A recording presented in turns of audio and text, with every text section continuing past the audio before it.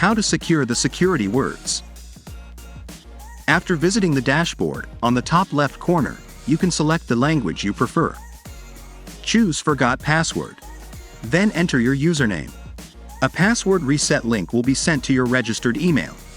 After you finish the password reset process, go to Login and then enter your username and your new password. Then select Login. Then enter your details as per your government documents.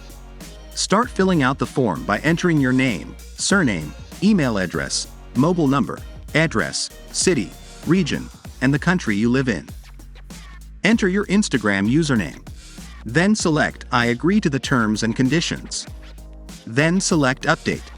Then you will receive your security words. Make sure you write or copy the code and keep it safely with you.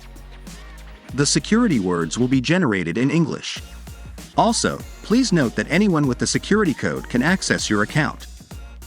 After noting it down, select I wrote down the security words. Reconfirm it. Congratulations, now you can access your account.